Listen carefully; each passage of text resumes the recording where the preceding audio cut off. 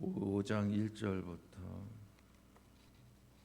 11절까지의 말씀을 한 절씩 교독하십니다. 데살로니가전서 5장 1절로 11절까지 1절 형제들아 때와 시기에 관하여는 너희에게 쓸 것이 없음은 주의 날이 밤에 도둑같이 이를 줄을 너희 자신이 자세히 알기 때문이라. 그들이 평안하다 안전하다 할 그때에 임신한 여자에게 해산의 고통이 이름과 같이 멸망이 갑자기 그들에게 이르리니 결코 피하지 못하리라. 형제들아 너희는 어두움에 있지 아니하매 그날이 도둑같이 너희에게 임하지 못하리니 너희는 다 빛의 아들이여 낮의 아들이라. 우리가 밤이나 어둠에 속하지 아니하나니 그러므로 우리는 다른 이들과 같이 자지 말고 오직 깨어 정신을 차릴지라. 자는 자들은 밤에 자고 취하는 자들은 밤에 취하되 우리는 낮에 속하였으니 정신을 차리고 믿음과 사랑에 호심경을 붙이고 구원의 소망의 투구를 쓰자. 하나님이 우리를 세우심은 노하심에 이르게 하심이 아니요 오직 우리 주 예수 그리스도로 말미암아 구원을 받게 하심이라. 예수께서 우리를 위하여 죽으사 우리로 하여금 깨어 있든지 자든지 자기와 함께 살게 하려 하셨느니라. 같이 그러므로 피차 권면하고 서로 덕을 세우기를 너희가 하는 것 같이 하라. 아멘. 하나님께서 우리 인간을 하나님의 나라 천국에서 영원토록 사랑하고 그 좋은 천국을 기업으로 주어 누리고 느끼고 다스리고 정복하게 하실 목적으로 창조하셨습니다. 그런데 천국에 무엇이 있어요? 차등이 있어. 큰 자 작은 자가 있어. 기업을 많이 받을 자와 적게 받을 자가 있어. 그 문제를 해결하기 위해서는 우리 사람에게 자유의지를 주고 선택의 기회를 주셔야 합니다. 그래서 하나님께서 에덴 동산 만들어 놓으시고 생명과 선악과를 만들어 놓으시고 선택의 기회를 주셨던 겁니다.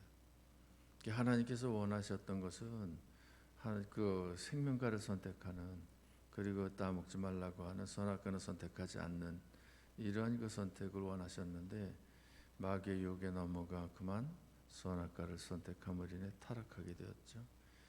그래서 하나님의 나라에서 하나님의 사랑을 받고 그 좋은 천국을 기업으로 받아 누릴 그 목적을 상실해 버린 거예요. 천국이 아닌 어디 가게 되어버렸고 지옥에 가게 되어버렸고 천국의 상급을 받기커녕 지옥의 영원한 형벌을 받게 되어진 겁니다. 그러한 입장에 처한 우리 죄인들을 하나님께서 본래 의도는 목적은 그게 아니셨잖아요. 그래서 본래 목적을 회복하시기 위해서 죄인이 살고 있는 이 세상에 죄인들을 구원하시고자, 그러니까 죄 가운데 있는 자들 중에서 구원받은 자들을 성경에서 뭐라고 그런다고요?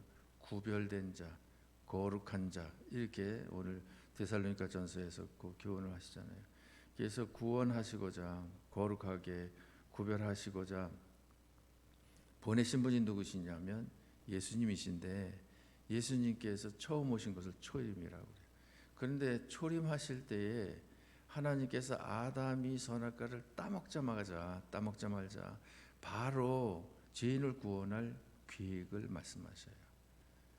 여자의 후손에 네 머리를 상할 것이요 너는 여자의 후손의 발꿈치를 상하게 할 것이다. 그러니까 창세기 3장 15절에서 말씀을 하시고, 그리고는 아담에게 무화과 잎으로 앞을 가린 그것을 치우시고 하나님께서 가죽 옷을 지어 입히시잖아요. 그러면서 그저 어린 양을 잡아가지고 제사를 지내게 하면서 그 양이 장차 올 메시아를 그 상징하는 것을 그저 깨닫게 하는 이러한 그 역사를 이루는데, 그 역사를 몇 년 동안 이루냐면 약 4,000년 동안 쭉 이루면서 4,000년 동안 그러한 역사를 이루면서 예수님 초림에 대해서 계시하고 알려주시고 그러시면서 기록은 창세기서부터 말라기까지 기록을 쭉 해내려 오신 것을 볼 수 있어요.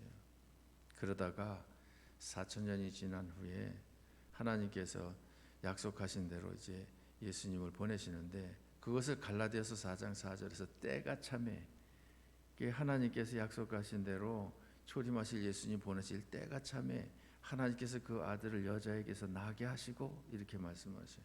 그분이 바로 누굽니까? 예수님이시잖아요. 그래서 예수님을 구주를 보낸다, 나는 죄인을 구원하기 위해서 메시아를 보낼 약속의 하나님이다, 약속의 하나님이다 해가지고 약속의 하나님의 이름을 이야기할 때마다 무엇이라고 얘기하는 겁니까? 여호와라는 말이 약속의 하나님이라는 뜻이거든요. 여호와 이렇게 부르다가 약속대로 예수님을 이 세상에 딱 보내시고는 그 다음에 여호와라는 말을 한 번도 그 이름을 부른 적이 신약 성경에 없어요. 왜? 약속을 이루셨으니까. 그래서 하나님께서 예언하신 대로 베들레헴 마곡간에 오신 분, 그분이 바로 초림하신 예수님이시고, 예수님께서 죄인들을 구원하시기 위해서 4,000년 전에 계획하셨던 바 그 주인공이 바로 그분이시잖아요.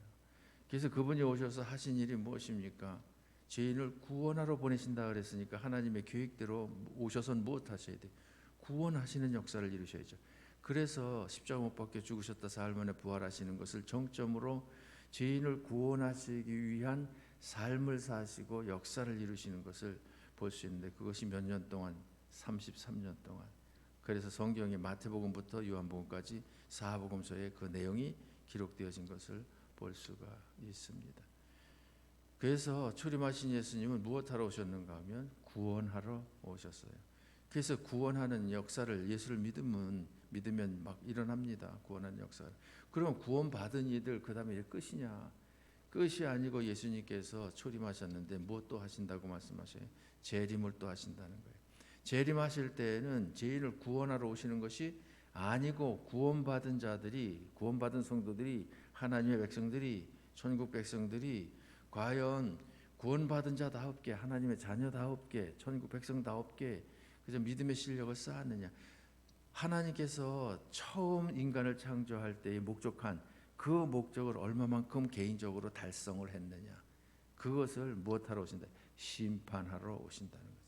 그래서 초림하신 예수님은 구원하러 오시지만 재림하시는 예수님은 무엇하러 오신다? 심판하러 오신다. 그래서 우리는 어떤 예수님을 맞이할 준비를 지금 하고 있는가 하면 재림하실 예수님을 맞이할 준비를 하고 있는 거예요. 초림하신 예수님은 이미 맞이했고 영접했고, 그래서 초림하신 예수님의 그 목적, 죄인인 내가 구원받았고 그 목적은 달성됐고, 이제 재림하실 예수님은 이제 맞이해야 하고, 맞이했을 때에 성공적으로 맞이하기 위해서는 재림하시는 예수님께서 심판하실 때 심판대 앞에 선 나를 향해서 주님께서 잘했다 칭찬하실, 그 칭찬받을 자로서의 삶을 사는 것이, 그것이 중요하다. 그러면 이런 칭찬받을 자로서의 그 신앙생활을 잘한 교회 성도들이 누구예요? 어느 교회 성도들이에요? 진일교 성도들은 그 뭐 특별히 그렇고, 그 어느 교회 성도들인가 하면 데살로니가 교회 성도들이에요. 그래서 1장에서 믿음의 역사에 대해서는 내가 쓸 것이 없다. 바울이 신앙 지도할 때 신앙 지도는 굉장히 까다로워요. 굉장히 철저해요. 굉장히 분명해요. 어영부영 되는 대로다가 그 지도하는 것이 아니고 확실하고 분명하게 지도를 하는 분이 바울이에요. 그러니까 굉장히 베드로 같은 경우도 공속상에서 막 잘못한 건 지적을 할 정도니까. 그런데 이러한 바울이 데살로니가 교회를 볼 때 믿음의 역사에 관한 할 말이 없다. 그리고 사랑에 관해서 어제 그 새벽에 보니까 형제 사랑에 관하여는 4장 9절 보니까 쓸 것이 없다. 그리고 오늘 1절 말씀 보니까 1절 말씀 같이 보십시다. 같이 형제들아 때와 시기에 관하여는 너에게 쓸 것이 없으면, 여기 때와 시기라고 하는 것은 소망의 인내에 관한, 예수님 재림에 관한 것을 이야기하는 겁니다. 그러니까 믿음의 역사에 대해서는 할 말이 없다. 사랑의 수고에 대해서는 쓸 것이 없다. 소망의 인내에 대해서도 쓸 것이 없다. 그러니까 데살로니가 교회 성도들은 믿음, 소망, 사랑에 관한 그저 거의 완벽 수준에서 그저 신앙생활을 잘 하는 것을 볼 수가 있습니다. 그러면서 이제 오늘 2절 말씀 같이 주의 날이 밤에 도둑같이 이를 줄을 너희 자신이 자세히 알기 때문이라. 그러니까 왜 쓸 것이 없다고 그랬어요. 왜 쓸 것이. 때와 시기 이것은 예수님 재림이고 예수님 재림하실 때에 그저 이 들림받아 천국에서 이제 영원토록 복락을 누리게 되겠는데 그것이 소망의 인내에 관한 그런 그 요소인데, 그런데 그것에 대해서 쓸 것이 없는 것은 왜 쓸 것이 없었는가 하면 예수님 재림을 무엇으로 비유하는데, 지금 주의 날이 밤에, 주의 날이 뭐예요? 주의 날은 예수님 재림하실 날이 밤에 도둑같이 이룰 줄을 너희 자신이 자세히 알기 때문에, 예수님께서 재림하시는 것, 어떻게 오신다는 걸 자세히 안다. 그럼 자세히 알면 대비할 수 있어요, 없어요? 대비할 수 있지. 도둑이 어느 때쯤 어떤 그 환경에서 그 우리 집에 침입한다, 이걸 자세히 알고 있으면 뭐만 들고 있으면 돼? 문 앞에서 몽둥이만 들고 있으면 그거 때려잡는 거죠. 그러니까 예수님께서 재림하시는 것을 도둑으로다가 이제 비유를 해서 말씀을 하시는데, 도둑은 주로 언제 옵니까? 밤에 오잖아요. 왜 밤에 오는가 하면 잘 보이지를 않으니까. 그러니까 밤에 오는 거예요. 그리고 도둑은 내가 언제 간다라고 시간 가르쳐주고 오는 도둑은 세상에 없어요. 절대 시간을 가르쳐주지 아니하고 오되 사람들이 잠이 깊이 들어가지고 잘 깨지 않을 시간대, 그 시간대에 맞춰가지고 오는 거예요. 예수님께서 재림하시는 것을 그 도둑처럼 밤에 그 어두울 때 온다 이런 의미가 아니고, 그런 의미가 아니고, 예수님께서 재림을 하실 때에 우리가 어느 때가 되지 않도록, 밤이 되지 않도록 깨어 있을 때 예수님께서 그 오시면 좋은데, 그런데 대부분의 사람들이 영적으로 깨어 있질 아니하고 무엇할 때? 자고 있을 때에, 잔다 그랬을 때에 잠은 두 가지 잠이 있거든요. 첫째, 육적인 잠이 있어요. 두 번째는 영적인 잠이 있어요. 그러면 육적인 잠이라고 하는 것은, 잠잔다고 하는 그 상태는 어떤 상태를 얘기해요? 의식이 없는 무의식 상태. 그리고 또 하나가 있어요. 잔다 그랬을 때는 무활동 상태. 그러니까 활동하지 아니하잖아요. 뭐 잠꼬대하고 그러는 건 말고, 그건 그 무의식 중에서 하는 거니까 그 정상적인 활동을 하지를 못하잖아요. 그러면 육적으로다가 자는 것이 무의식 상태에 있고 무활동 상태에 있는 거다. 그럼 영적으로 잔다라고 그랬을 때에 영적인 무의식, 영적인 무활동 상태를 이야기를 하는 거예요.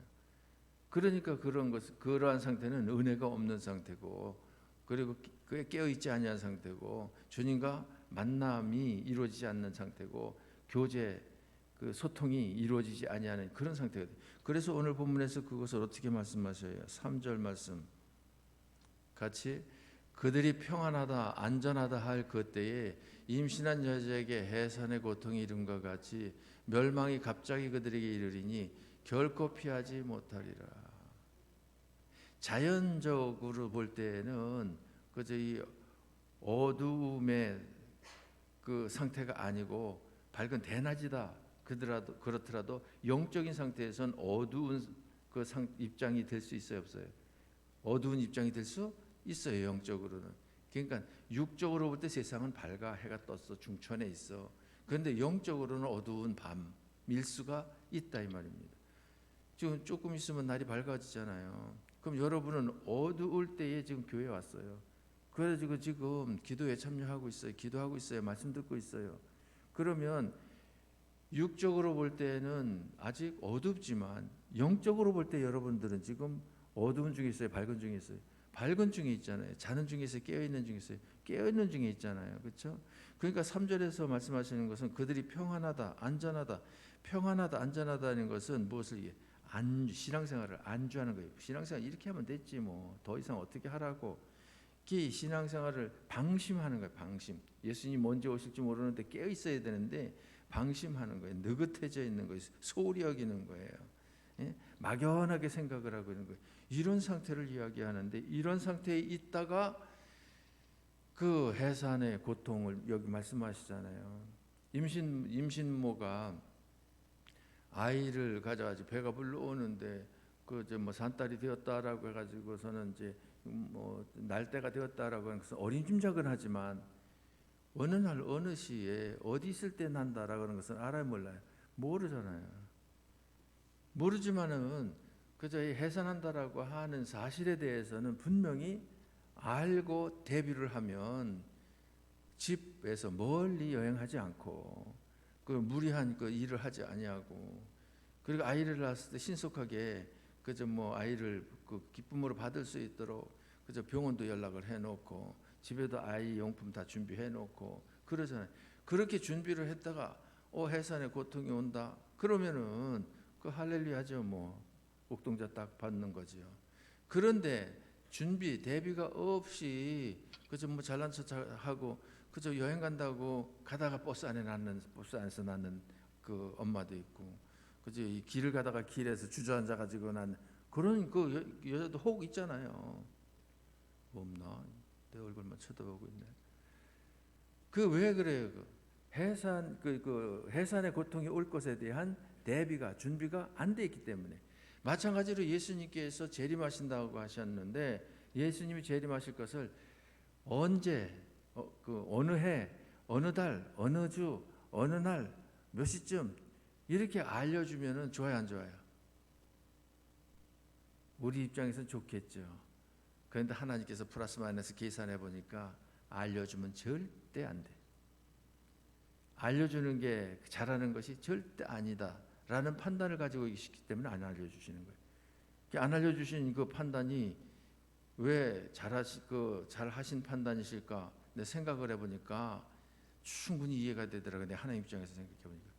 내가 하나님의 입장에서 여러분에게 그저 예수님을 재림하게 하신다, 그 날을 시를 가르쳐 주었다 그러면 틀림없이 여러분들은 내가 여러분을 알고 여러분이 나를 알잖아요. 틀림없이 임박한 그 시간대까지 엉뚱한 짓 하고 이리저리 돌아다니다가 그리고는 시간 다 되면 헐레벌떡 와가지고선 두 손 모으고 주여 어서 오시옵소서 그럴 가능성이 많아. 그러면 그동안에 주여 어서 오시옵소서 그 시간 다 돼야지 임박해가지고선 그것도 교회 와가지고 그러면 그 전의 생활은 하나님께 인정받는 생활이 아니에요. 인정받는 생활이 아니잖아요.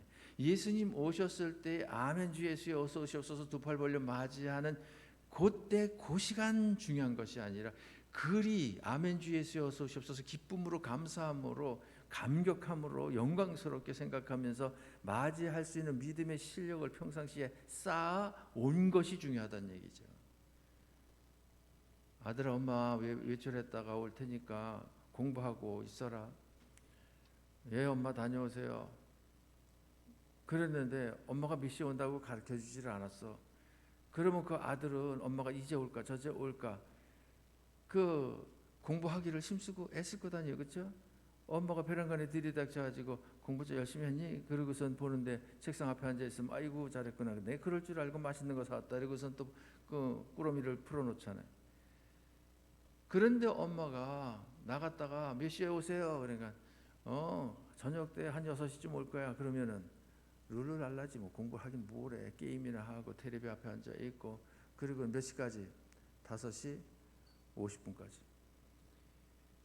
그러니까 우리 사람 속성이 그거를 하나님께서 아시거든요. 그러니까 하나님께서 깨어 기도하라 그러면서 그 예수님 재림하시는 것은 무엇처럼 온다? 어느 시에 올 줄 모르게 도둑놈이 들어오는 것처럼 도둑같이 온다. 이게 비교해서 말씀하신 것이 또 도둑은 아니에요. 예수님이 비교해서 이렇게 말씀을 하신 것이다 이 말입니다. 그러니까 우리들의 신앙생활을 하니까 항상 깨어 신앙생활을 해야 되는데 깨어 신앙생활한다, 깨어 있지 아니한 신앙생활한다라고 하는 것은 어두움 중이다. 영적 어두운 삶을 산다. 영적 무의식 무활동 가운데 생활하느냐 아니면 영적으로다 그 밝은 삶을 산다. 깨어 있는 삶을 산다. 그러니까 의식 상태에서 활동하는 삶을 사느냐 이렇게 차이가 나는 거예요. 그것을 그 몇 절에서 말씀하시는가 하면 4절 보십시오. 4절 같이 형제들아 너희는 어둠에 있지 아니하며 그날이 도둑같이 너희에게 임하지 못하리니. 자 우리가 어디 있지 않다? 어둠에 있지 않다. 어둠에 있지 않냐면 무엇도 하지 않고 있다? 자고 있지도 않다. 그러니까 그러면은 도둑이 어두울 때 내가 자고 있을 때 오는데 도둑이 내게 오기는 틀렸지. 그렇잖아요. 내가 어둠에 있지 아니하니까 빛 가운데 있고. 그거 5절 말씀 봅시다. 같이. 너희는 다 빛의 아들이요 낮의 아들이라. 우리가 밤이나 어둠에 속하지 아니하고. 우리는 밤이나 어둠에 속한 죄악에 속한 그런 상태에 있는 우리가 아니다. 우리는 빛 가운데 있는, 그리고 또 낮의 아들이라는 거예요. 그 5절 말씀에 보면 다 빛의 아들이요 낮의 아들이라. 그러니까 우리는 빛 가운데 있는 거예요. 낮에 속해 있는 거예요. 그러니까 예수님이 재림하실 때 얼마든지 아멘 주여 어서 오시옵소서, 그리고 맞이할 수 있는 그러한 준비되어진 삶을 사는 그런 자가 되어야 된다는 것을 말씀을 하시는 겁니다. 아셨습니까? 그래서 우리가 오늘 한날도 이 낮의 삶을 살아야 돼. 밝은 삶을 살아야 돼. 예수님께서 그저 오시면 언제 오실지 분명하게 그 분별할 수 있는, 깨달을 수 있는 이런 상태의 신앙생활을 해야 된다는 것을 오늘 본문에서 말씀을 하시는데, 지금 여러분들은 밤이지만, 육적으로 밤이지만 밤에 자고 있는 이들 있잖아요. 지금 육적인 잠을 자고 있잖아요. 근데 육적인 잠만 자고 있는 건 괜찮은데, 이 시간에 주님 앞에 나와서 기도하면 여러분들이 육신적으로는 밤이고 육신적으로 잠을 자는 사람들이 있는 중에 여러분들이 지금 무엇하고 있는 거예요? 깨어 일어나 하나님 앞에 기도하고 있는 거예요. 그러니까 자고 있는 것이 아니에요. 영적인 잠을 자고 있는 것이 아니죠. 그러니까 우리가 육적인 잠, 그것은 잘 필요가 있어요. 왜냐하면 이 쉼을 얻기 위해서, 충전하기 위해서. 그러나 영적인 잠이라고 하는 것은 성경에서 자면 된다 안 된다. 아유, 그 교회 다니는 것도 좀 쉬죠. 뭐 재충전을 위해서, 이보 전진을 위해서 일부 후퇴하죠. 이건 절대 있을 수가 없는 거예요. 성경에서는 그 깨어 기도하라는 거예요. 항상 기도하라는 거예요. 쉬지 말고 기도하라는 거예요. 그러니까 영적인 잠이라고 하는 것은 안 자도 돼. 그러면 영적인 잠을 안 자도 된다니까, 영적인 잠을 자면 안 된다고 그러니까, 또 저녁에 저녁 먹고 밤은 어두우고 피곤한데 그럼 자지 말아야 되는가? 그래서 이제 성냥개비 가지고 그 눈꺼풀을 지켜 세워놓고서 그걸 밤을 새워 눈을 또 부릅뜨고 앉아 있어야 되는가? 그런 건 기여 아니에요. 영적으로 깨어 있는 것은 육적인 잠을 자면서도 육적인 잠을, 무슨 잠을 자면, 주 안에서 잠을 자면 그것은 영적으로 깨어 있는 상태인 거예요. 믿습니까? 잘 때에 무슨 생각을 하고 무슨 기도를 하고 자느냐가 꿈자리가 사나우냐 사나우지 않느냐가 결정되어져요.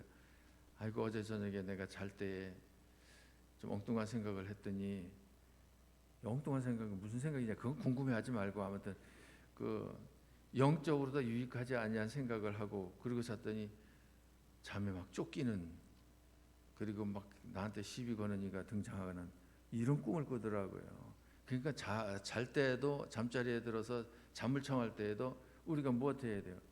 깨어 기도하고, 기도 중에 하나님께서 다독다독 잠을 재워주면 그 꿈이 은혜가 되어지고, 꿈이 그저 이 몸의 모든 피로를 다 풀어주고 유쾌하고 상쾌하고 그런 꿈을 꾸게 해주셔요. 그런데 그게 영적으로다가 자는 것이 깨어 있는 거예요. 육적으로 자는 상태에 있는데 영적으로 깨어 있는 거죠. 그러니까 깨어 있으랬다고 육신적인 잠을 자지 말라는 그런 차원에서 말씀은 아니다라고 하는 것을 이해를 하시기 바랍니다. 아무튼 우리는 영적으로 무장이 잘 되어져야 돼요. 그래서 오늘 성경 본문에 보면 8절 말씀에 우리는 낮에 속하였으니 정신을 차리고 믿음과 사랑에 호심경을 붙이고 구원의 소망의 투구를 쓰자. 그러니까 머리에 무엇을 쓰라고요? 소망의 투구, 구원의 투구, 그 투구를 쓰라는 거예요. 머리가 신체 중에 가장 중요한 부분이잖아요. 그러니까 구원받은 자로서 그 온 몸을 이 구원에 이르게 하는. 그 다음에 호심경이라는 것은 흉패를 얘기하는데, 가슴에 붙이는 그 화살 쏘고 그래도 이 화살이 가슴을 뚫지 못하도록 이게 철갑으로다가 싼 그것을 이야기를 해요. 베드로전서에서는 이것을 구체적으로 얘기하잖아요. 머리에는 구원의 투구를 쓰고, 가슴에는 의의 흉배를 붙이고, 또 허리에는 진리의 띠를 띠고, 한 손에는 믿음의 방패를 가지고 또 한 손에는 성령의 검을 가지고 신은 복음의 신을 신고, 그래가지고 중세기 때 군인들이 완전 무장한 그 상태, 그래가지고 싸웠다 그러면은 무장이 잘 되어져 있어가지고 적군을 물리칠 수 있는 이러한 영적 무장을 하라라고 하는 것을 교훈을 해 주시는 겁니다. 믿습니까? 그래서 거기 9절 같이 하나님이 우리를 세우시며 노하심에 이르게 하심이 아니요 오직 우리 주 예수 그리스도로 말미암아 구원을 받게 하심이라. 하나님께서 우리를 세워주셨어요. 하나님의 자녀로 천국 백성으로. 그것은 우리들에게 노하셔서 진노하시려고 재앙을 내리시려고 아니라 우리를 무엇하시려고? 구원하시려고. 누굴 통해 가지고? 예수 그리스도를 통해서. 우리 구원받았잖아요. 예수 그리스도를 통해서 구원받았는데 또 하나 예수 그리스도를 통해서 무엇 받게 생겼어요 지금? 여태 가르쳐줬는데 첫 번째 예수님의 초림을 통해 예수 그리스도를 통해서 우리가 무엇 받았고요? 구원받았고, 두 번째 예수님의 재림을 통해 가지고 우리가 무엇 받을 것이다? 상급을 받을 것이다. 심판 통해 가지고 받지만 구원과 연결해서 상급을 받을 것이다. 그래서 우리는 구원은 이미 받아놨고 무엇은 받을 것이다. 상급은 받을 것이다. 라고 하는 구원의 확신과 상급의 확신, 이 두 가지 확신을 굳게 붙잡고 오늘도 심서 다름질에 나아가는 여러분의 삶이 되시기 바랍니다. 거기 10절 11절 말씀도 잠깐 보십시다. 10절 같이 예수께서 우리를 위하여 죽으사 우리로 하여금 깨어있든지 자든지 자기와 함께 살게 하려 하셨느니라. 깨어있든지 자든지는 뭘 얘기해요? 육신적으로 깨어있든지 육신적으로 자고 있든지 누구와 함께 해야 된다? 주님과 함께 해야 된다. 그것이 영적인 깨어있습니다 라고 하는 것을 10절에서 말씀하시는 거고, 11절 결론적으로 같이 그러므로 피차 권면하고 서로 덕을 세우기를 너희가 하는 것 같이 하라. 서로 우리 깨어서 주님 잘 섬깁시다. 승리합시다. 성공합시다. 잘했다 칭찬 받읍시다. 금멸류관 받읍시다. 그러면서 서로 권면하라는 거예요. 이 권면을 가지고 오늘도 주일 준비 잘 하시고 또 내일 주일을 맞이했을 때에 주일 성공적인 주일을 보내시고 성공적인 예배를 드리시는 여러분 꼭 되시기를, 그리고 특별히 추수감사주일로 맞이하는데 감사를 듬뿍 안고 오셔서 하나님께 영광 돌리는데 앞장서는 여러분 꼭 되시기를 주님의 이름으로 축복합니다. 기도하십시다.